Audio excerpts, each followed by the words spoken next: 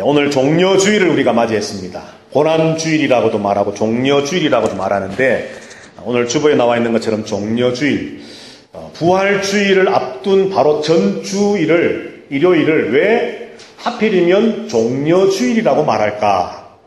그렇게 말하는 이유가 뭘까를 우리가 한번 생각을 해보고요. 그렇다면은 이 종려주일이라고 하는, 종려라고 하는 이것에 담겨져 있는 의미와 메시지가 무엇일까? 이것을 우리가 한번 생각을 해 보려고 합니다. 자, 여러분들 이 종려주일 할 때 종려라고 하는 말은 오늘 본문에 나와 있는 것처럼 13절에 종려나무 가지를 가지고 맞으러 나갔다라고 하는 것처럼 종려나무를 말합니다. 종려나무. 근데 이 종려나무라고 하는 것은 쉽게 말하면 야자나무입니다. 야자나무. 그죠? 그런데 야자나무 중에서도 대추 야자나무입니다.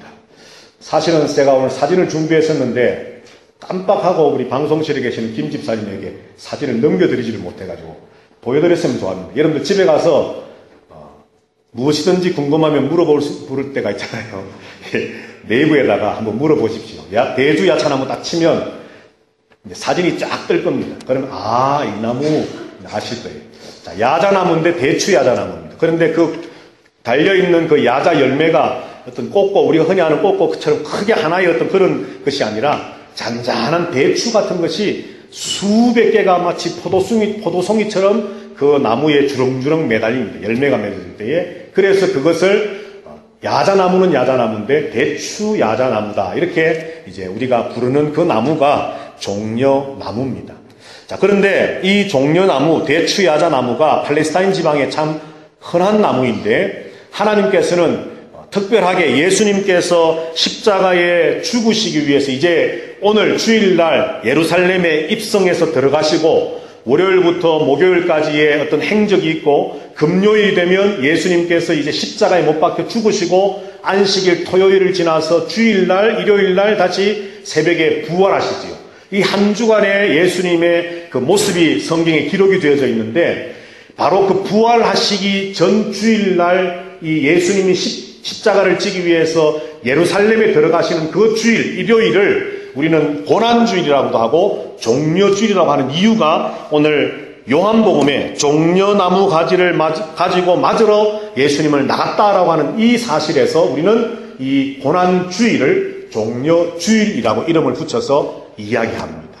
자, 그래서 마태, 마가, 누가, 요한복음이 있지만은 다른 복음서 기자들은 그냥 나뭇가지를 흔들었다, 나뭇가지를 길에 폈다, 이렇게만 나오는데 요한복음에서 요한만 그 나무가 종려나무였다라고 분명하게 우리에게 가르쳐주고 있습니다. 그래서 우리는 이 종려나무라고 하는 이 이름에서, 요한복음에 있는 이 말에서 우리는 고난주일을 종려주일이라고 말하는 것이죠.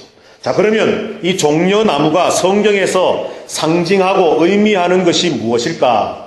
여러 가지가 참 많습니다. 사실은 성경을 하나하나 다 찾아보면서 성경 공부하듯이 하면 참 좋겠지만 시간상 제가 말씀을 그냥 몇 가지 말씀을 드립니다. 성경 구절들은 아마도 어제 제가 카톡으로 다 성도들에게 메시지를 보내드렸던 거기에 다 성경 구절들이 있으시니까 나중에 한번 찾아보시고요. 자, 종려나무는 첫 번째로 하나님의 회복과 풍성함을 의미합니다.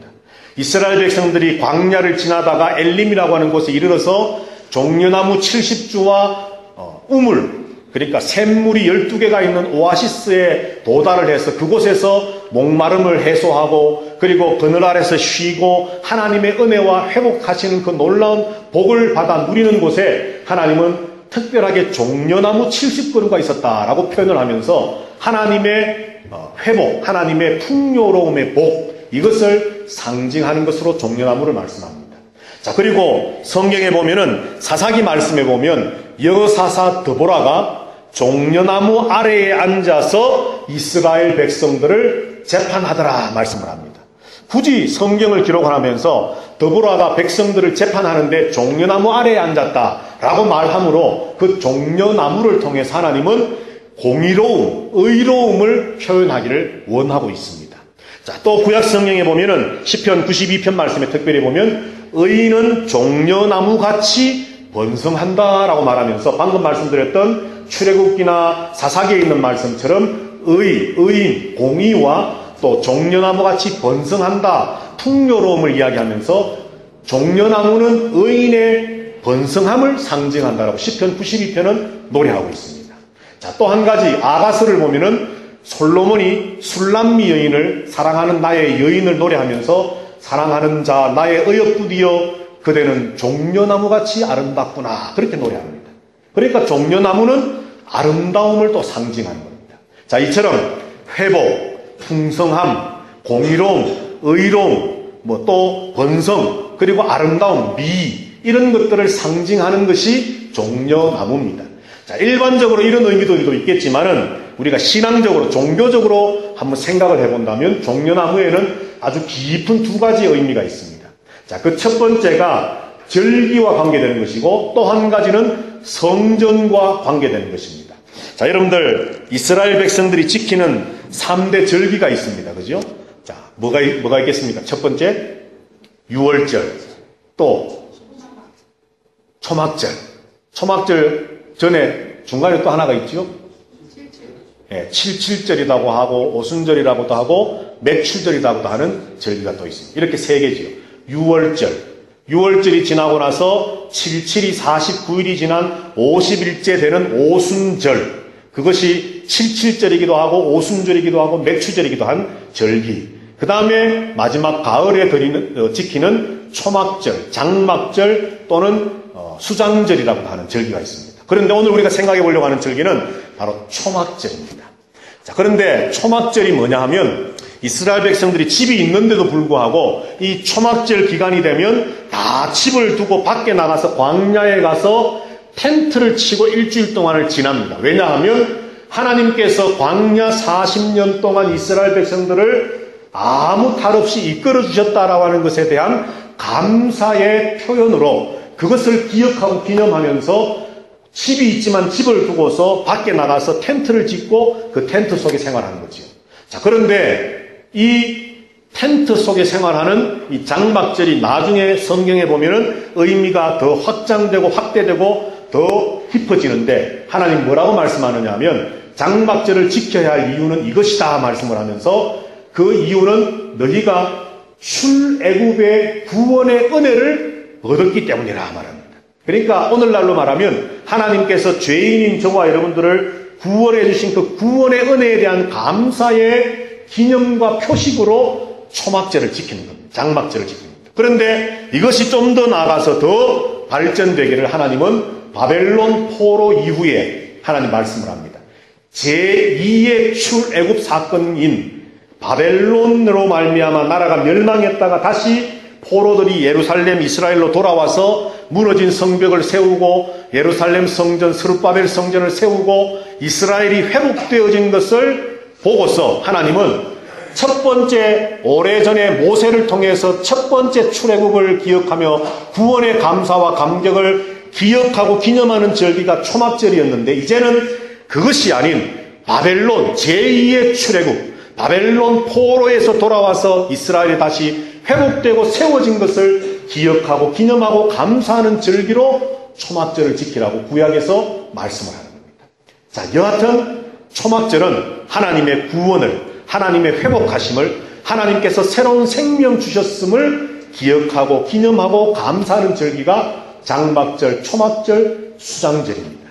자, 그런데 이 절기와 종려나무가 무슨 상관이 있느냐? 구약 성경을 읽어보시면 이스라엘 백성들에게 하나님께서 장막절 기간 동안에 오늘날처럼 이 어떤 나일론천, 방수천으로 어떤 텐트를 치는 게 아니고 오래전 구약시대 때에는 무엇으로 움막을 지었느냐 하면 제가 편의상 텐트라고 말하지만 무엇으로 움막을 지어서 광야에서 생활했느냐 하면 바로 종려나무 잎으로 만들었다. 혹시 여러분들 멕시코에도 그런 곳이 있으리라 제가 분명히 생각하는데 아주 깊은 인디오 마을로 들어가면 움막들이 있을 거예요. 그죠? 그 움막을 짓는데 어떤 사람들은 바나나 잎으로 지붕을 덮기도 하고 뭐 하여튼 비슷한 널찍널찍한 나무 잎으로 지붕을 덮고 벽은 통나무 그냥 판자를 이렇게 해서 집을 지어서 삽니다. 그것처럼 옛날 구약시대 초막절 때에 하나님께서는 바로 물론 다른 나무들도 쓰임받았지만 그 중에서 중요한 재료 중에 하나가 종려나무였습니다.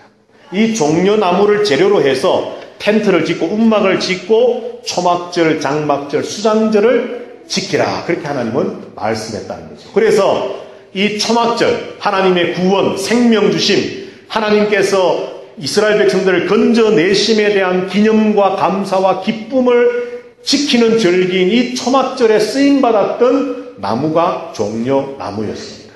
자, 또 한 가지 중요한 것이, 자, 한 가지가 뭐냐 하면, 이 종려나무라고 하는 것이 또 어디에 구약 성경에 나타나느냐 하면, 구약 성경에 다윗 때까지는 하나님의 임재하심의 상징의 어떤 곳이 무엇이었지요, 여러분? 어디에 하나님이 임재하신다라고 이스라엘 백성들은 생각하고 그곳에 모여서 하나님께 제사하고 있습니까? 성막이죠, 성막. 그야말로 텐트입니다.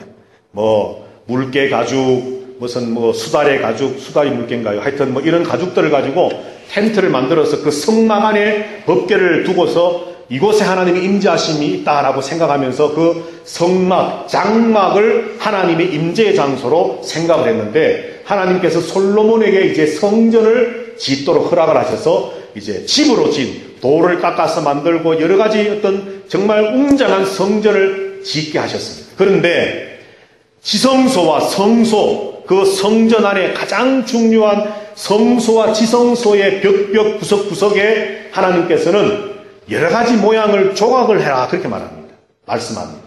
천사의 모양도 조각하라 그러시고 이런 모양 저런 모양을 조각하라 그러시는데 그 중에 한 가지가 뭐가 있었겠습니까? 종려나무가 있으니까 제가 말하는 거겠죠. 종려나무. 아니, 수많은 나무들 중에 왜 하나님께서 종려나무를, 그것도 성전의 어떤 외벽도 아니고 성소와 지성소에 종려나무를, 성경을 이제 나중에 여러분들 열왕기 상하 역대하를 한번 솔로몬 성전이 있는 부분을 하나님께서 성전을 이렇게 지으라고 그 설계도를 말씀해 주시는 부분을 나중에 찾아서 한번 읽어보십시오. 종려나무만 뿐만 아니라 종려나무의 꽃 봉우리들도 조각을 하라 그럽니다. 자, 그러면 종려나무와 종려꽃이 상징하는 것이 뭐냐는 것이죠. 성전 안에서 하나님이, 구약 성경을 읽어보면 바로 하나님의 영광을 상징합니다. 하나님의 풍성하신 생명력과 하나님의 그 영광, 하나님의 임재하심에 대한 그 하나님의 영광이 이곳에 충만하다는 것을 표현하시기 위해서, 눈에 보이는 시각적인 표현을 위해서 하나님은 종려나무를 조각하고 종려나무 꽃봉오리들을 조각해 놓으라, 그렇게 말씀을 하십니다. 그리고 에스겔서로 와서 보면 구약 성경에 쭉 뒤에 있는 이제 바벨론 포로에서 돌아오게 될 그쯤에 에스겔서를 보면 하나님께서 에스겔을 통해서 성전의 환상을 보여주시는데, 그 환상 중에 보여주신 성전 안에도 하나님은 동일하게 종려나무와 그 꽃봉오리의 모습들을 보여주십니다. 그러면서 그 성전 문지방 아래에서부터, 성소에서부터 하나님의 영광의 물줄기가 세상으로 흘러간다라고 말씀을 하고 있습니다. 여하튼 성전 안에 종려나무 조각을 두시면서 하나님의 생명, 하나님의 승리, 하나님의 영광, 하나님의 임재를 통한 하나님의 그 어미로우심의 놀라움의 역사들을 상징적으로 시각적으로 표현하도록 하시기 위해서 하나님은 종려나무를 사용하셨다는 것이죠. 자, 이것이 종려나무에 대한 구약적인 여러 가지 상징들이고 배경들이고 의미들입니다. 자, 그런데 신약으로 넘어와서 오늘 우리가 읽었던 말씀, 요한복음 12장 말씀에 보면, 자, 13절을 우리 한번 다시 보십시다. 제가 요한복음 12장 13절을 다시 읽겠습니다. 종려나무 가지를 가지고 맞으러 나가 외치되 호산나 찬송하리로다, 주의 이름으로 오시는 이 곧 이스라엘의 왕이시여 하더라. 아멘. 세월이 이제 좀 지났습니다. 신약 시대가 되었고 예수님 시대가 되었습니다. 사람들이 예수님께서 예루살렘으로 이제 들어가는데 수많은 무리들이 막 예수님을 따르면서 종려나무 잎을 꺾어와가지고 땅에 펼치고 자기 옷을, 겉옷을 벗어서는 막 땅에 펼쳐드리고, 그리고 그 나뭇가지를 막 흔들면서 예수님을 환영하고 환호합니다. 그러면서 하는 말이 호산나 합니다. 호산나. 우리를 구원하소서. 그리고 또 그 다음에 뭐라 그럽니까? 주의 이름으로 오시는 이여 찬송하리로다. 주의 이름으로 오시는 이여. 그리고 마지막에 뭐라고 말하죠, 여러분? 제일 마지막에 13절 제일 마지막에 뭐라고 되어 있습니까? 이스라엘의 왕이시여라고 말합니다.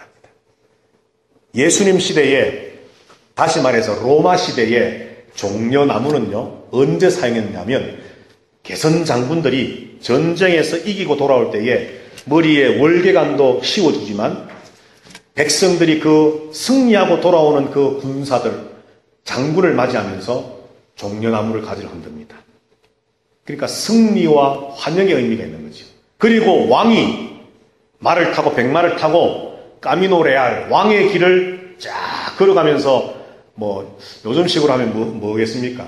사열대 뭐 그런 것처럼 왕이 착 가면은 말이 착착착 이렇게 가면서 가면 온 백성들이 종려나무를 흔듭니다. 왕 앞에서. 그러니까 이 예수님 시대, 로마 시대 때의 종려나무가 상징하는 것은 승리와 승리의 영광과 왕권을 상징하는 나무가 바로 종려나무였습니다. 구약과는 약간 달랐지요. 자, 그런데 오늘 본문에 보니까 그것을 입증하는 것이 온 이스라엘 백성들이 예수님이 예루살렘으로 들어갈 때에 종려나무를 막 흔들면서 호산나 찬송하리로다 주의 이름으로 오시는 이여 이스라엘의 왕이여 라고 예수님을 왕이라고 이야기합니다. 그러면서 막 종려나무를 흔드는 겁니다. 종려나무를. 자, 그런데 그러면 이제 종려나무가 한 가지 더 의미가 상징이 포함되지요. 추가되지요. 왕의 승리와 왕의 영광과 왕의 위엄을 의미합니다. 통치하시는 그 왕. 그런데 여러분들 오늘 본문에 나오는 이 무리들은 조금 전에 우리 배지사님하고 저하고 영적인 코드가 맞았는지 오늘 기도하실 때 잠깐 이야기했는데 이 무리들이 나중에 어떻게 됩니까? 불과 한 4, 5일 뒤에 어떻게 되지요? 예수님을 십자가에 못 박아 죽이라고 예수님을 죽여야 된다고 환호하는 또 무리들로 바뀌게 됩니다. 주일날, 일요일에는 예수님을 향해서 왕이시여 하면서 막 종려나무를 흔들었던 그들이 금요일날 예수님을 십자가에 못 박아라, 못 박아라. 그 피가 우리와 우리 후손들에게 와도 좋다. 십자가에 못 박아라라고 하는 그런 무리들로 바뀌게 됩니다. 여하튼 오늘 이 무리들은 자기들이 이스라엘의 회복과 이스라엘의 구원과 로마에서부터의 그 해방과 로마에서부터의 독립을 꿈꾸면서 자기들만의 어쩌면 욕심과 기대감에 휩싸여서 예수님을 왕이여 왕이여라고 종려나무를 흔들었습니다. 그런데 사람들이 모르고 했지만은 사람들이 의식 없이 그냥 자기들이 생각하는 꿈꾸는 이스라엘의 회복과 이스라엘의 독립과 이스라엘의 어떤 그런 번영을 꿈꾸면서 예수님을 왕이라고 인정하고 종려나무를 흔들었지만 결국은 하나님은 요 그림을 하나님은 성취하셨습니다. 자, 계시록 와서 봅시다. 우리 다 같이 저 뒤편에 있는 요한계시록 7장으로 가셔서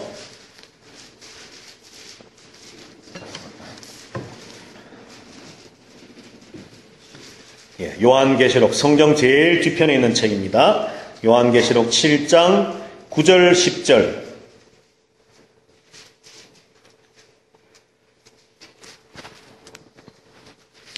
다 같이 읽어보겠습니다. 시작. 이 일 후에 내가 보니 각 나라와 족속과 백성과 방언에서 아무도 능히 셀 수 없는 큰 무리가 나와 흰옷을 입고 손에 종려 가지를 들고 보좌 앞과 어린 양 앞에 서서 큰 소리로 외쳐 이르되 구원하심이 보좌에 앉으신 우리 하나님과 어린 양에게 있도다 하니. 아멘.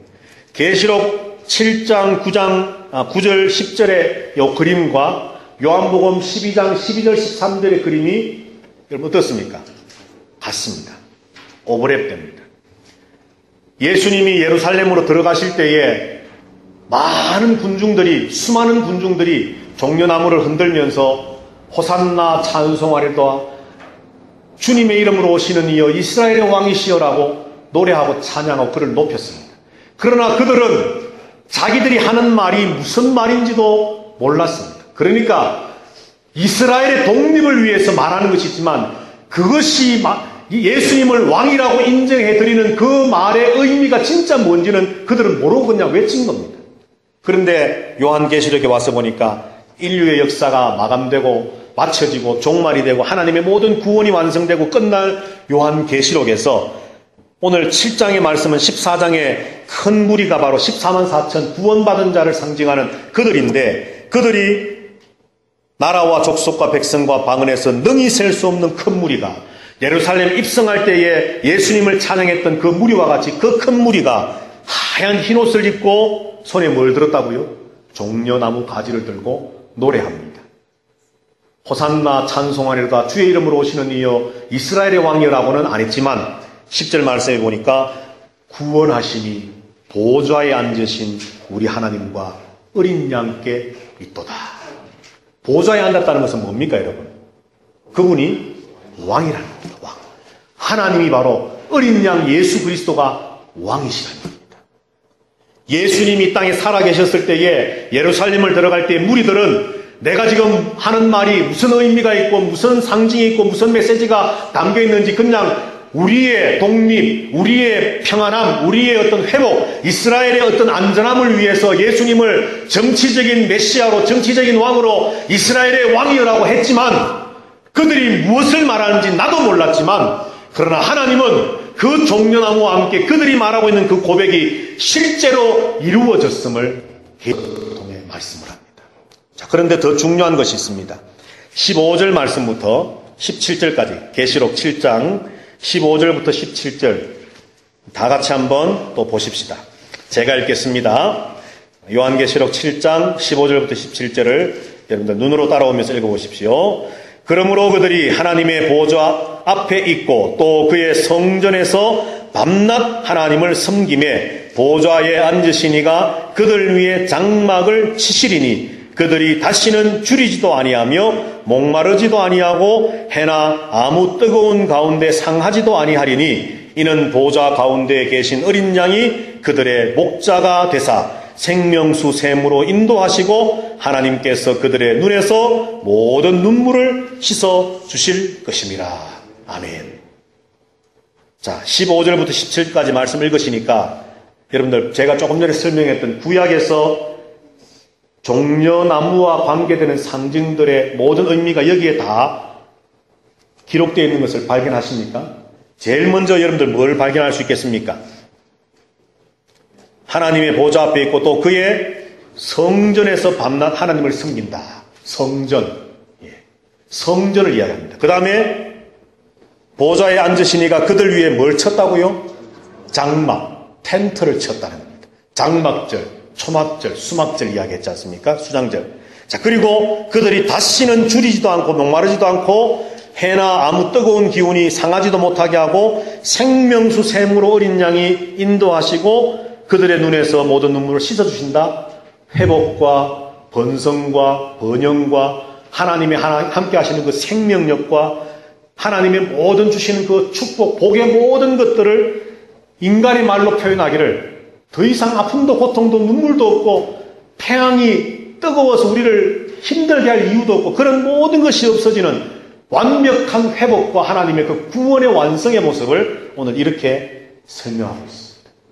다시 말해 구약에서 조금 전에 우리가 보았던 종려나무라고 하는 아무것도 아닌 나무 한 그루와 관계되는 그 상징들의 그 이미지들이 점점 발전되어 가면서 예수님이 예루살렘에 입성할 때에 왕의 승리와 영광을 상징했던 그것이 결국 하나님은 요한계시록에 와서 역시나 우리는 더 주목하기를 구원하심이 보좌에 앉으신 하나님과 그 어린 양께 있도다라고 우리는 이곳에 주목할 수도 있지만 또 그것이 맞지만 그러나 그 배경에 잊혀질 수 있는 종려나무를 들고 있는 무리들에 관한 모습을 하나님은 기록하시면서 사실은 출애굽기에서부터 시작되어진 구약에서부터 지금까지 기록되어졌던 말씀들의 그 모든 것들의 완성이 요한계시록에서 되어졌음을 이야기하는 겁니다. 자, 이것이 이제 종려나무에 얽힌 이야기인데 여기서 이제 제가 오늘 여러분과 나누고자 하는 메시지는 딱 하나입니다. 우리가 고난주의를 맞이하고 종려주의를 맞이했습니다. 또 한 주간의 고난주간을 지나게 됩니다. 우리는 그러면서 늘 우리는 고난주일, 고난주간, 종려주일 그러면 뭔가 좀 감성에 젖어야 될 것 같고 십자가를 보면서 그냥 억지로라도 좀 눈물을 짜내야 될 것 같고 그냥 고난주간 그러면 괜히 뭔가 좀 막 엄숙하게 이거 뭐 하여튼 그래야 될 것 같은 어떤 종교적인 어떤 그런 것들을 우리가 뭐랄까요? 습관이라고 할까요? 교육이라고 할까요? 그래서 우리는 지내왔습니다. 그런데 고난주의를 교회 역사적으로 종려주의라고 이름 붙인 그 의미 속에는 십자가는 무엇과 뗄래야 뗄 수 없다는 것입니까, 여러분? 부활의 승리와 영광과 구원의 완성과 뗄래야 뗄 수 없다는 것을 종려주의라고 하는 이름 앞에 담겨져 있다는 겁니다. 그렇기 때문에 십자가를 바라보고 고난주의를 맞이하고 고난주간을 맞이하면서 그저 감성에 젖고 눈물 흘리고 주님 얼마나 아프셨어요, 주님 얼마나 고통스러우셨어요, 여기에만 빠져 있는 것이 아니라 이 십자가가 있었기에 주님의 왕권의 승리와 영광과 구원의 완성과 회복이 있었음을 감사합니다라고 하는 이 두 가지 사실이 함께 어우러져야 될 것을 종려주일이 우리에게 말해준다는 것이죠. 그래서 2015년 고난주일, 종려주일을 맞이하면서 여러분 단순히 십자가만을 바라보지 마시고 십자가와 함께 그 너머에 있는 왕이신 예수, 승리하신 예수, 온 우주 만물을 구원하신 예수 그리스도, 그리고 영광과 승리와 은혜와 위엄 속에 온 우주 만물의 역사를 마치실 그분을 바라볼 수 있는 우리의 영적인 눈이 더 확장되어지고 지경이 넓어지게 되기를 주님의 이름으로 축복합니다. 한 주간 이 고난주일의 은혜와 복이 십자가와 함께 부활, 고난 없으면 십자가도 없고, 그리고 부활도 없고, 그리고 부활의 승리와 영광도 십자가가 있어야만 되는 거죠. 이 둘이 아닌 하나입니다. 종려주의를 맞이하면서 또 종려나무라고 하는 것을 통해 우리가 살펴본 것처럼 이런 고난의 의미를 우리가 다시 한번 깨달으면서 고난에 빠져서 너무 의기소침하거나 너무 감성에만 있지 마시고 우리의 의지와 우리의 전 인격을 동원해서 주님의 그 승리의 영광에도 참여할 수 있는 그런 저와 여러분들이 되시기를 주님의 이름으로 축복합니다.